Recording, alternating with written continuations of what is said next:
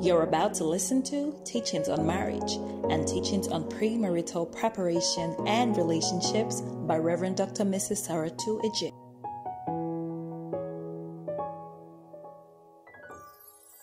Praise the Lord.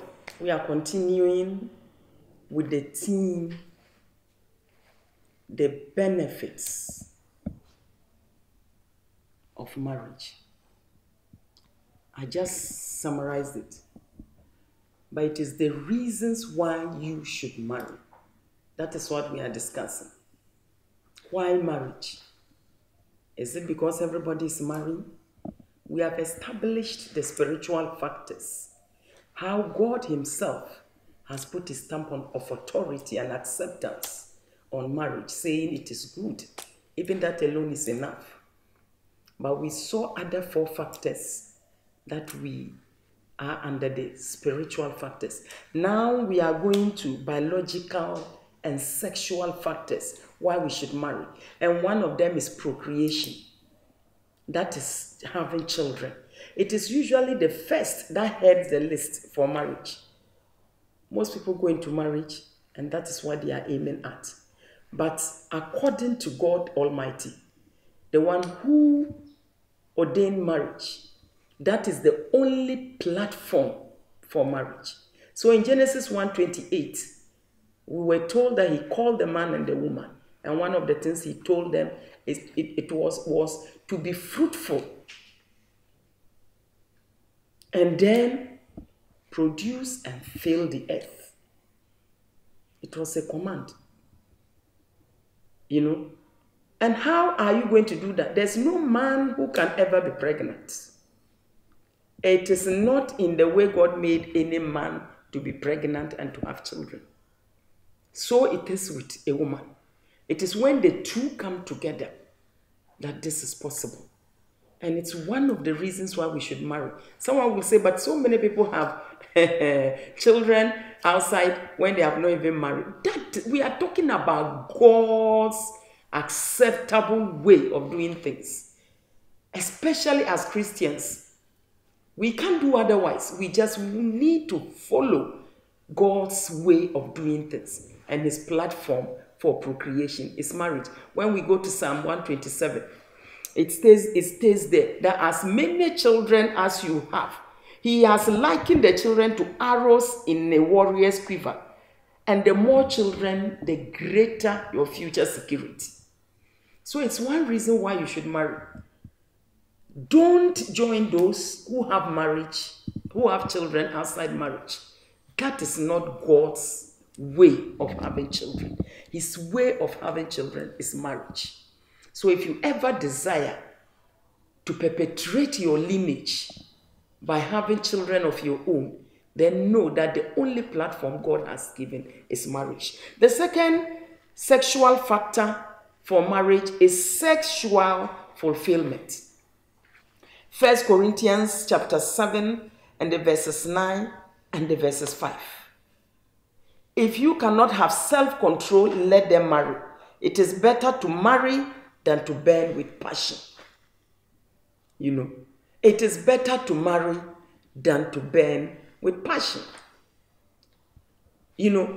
God created us with our sexual organs. As a matter of fact, that is the only way any baby who was born was identified, either as a boy or a girl.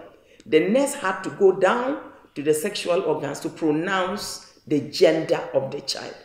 And these sexual organs, as you grow, they have desires that must be fulfilled. God didn't put them in us for nothing.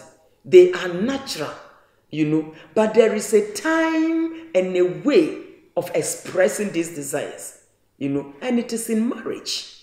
That is why the last angle of marriage is one flesh, is sex. So the only platform for expressing those sexual desires is marriage. When we fail to marry and we do that, that is what we call sexual immorality. Sex outside marriage is sexual immorality, is adultery, is fornication, any of them. 1 Corinthians chapter 7 and the second verse says, for your lack of control, because there is so much sexual immorality, every husband, every man, every woman, look for your wife, look for your husband, because sexual sins have eternal consequences. Now, when we start talking about sexual immorality, it brings certain things like pornography and masturbation that is so common, Pornography is when you look at a woman lustfully. They come either in pictures, sometimes they are in books, and they just show nakedness, You just see the naked act of sex itself. Sometimes it's so offensive. And the Bible has warned us against that. Jesus said it in Matthew chapter 5 and the 28th verse. He says, if you look at a woman lustfully, just looking at her lustfully, you have committed adultery with her in your heart. When we look at those pictures, to what end?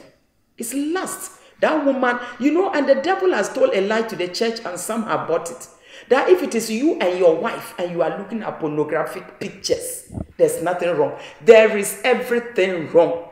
Because that woman and that man having the sexual act that you are looking at, that woman is not an extension of your wife. Neither is that man an extension of your husband. And the end to which you look at those pictures and those acts, it's so that you will be sexually aroused. And that is where the sin is. Ask yourself, will Jesus do that?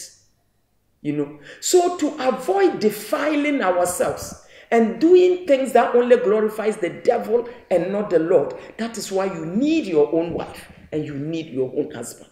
It's one of the key reasons that everybody, the Bible has even said it, and there's no way that we can run away from it. Masturbation doesn't help your own health. Many people who have grown up in this are having problems now in marriage. It is not a healthy practice. The Bible says self-control. And if you are a Christian, the Spirit of God indwelling you is what gives you one of his fruits, is self-control. So these biological factors, the fact that it is only in marriage that we get children, it is only in marriage that we can give expression of sex, it's only in marriage that we can run away from sexual immorality, because those who do that end up in hell. You can find out from Galatians 5:19. Fornication, adultery, those who do these things will not see the kingdom of God. I therefore recommend these factors to you as reasons why you should marry. Don't sit outside and do the wrong things. God bless you as you appreciate these factors as key reasons why you should marry. Amen. If you enjoyed this video, hit the like button, then subscribe and hit the bell while you're at it. Leave your comments and questions below and have a wonderful marriage life.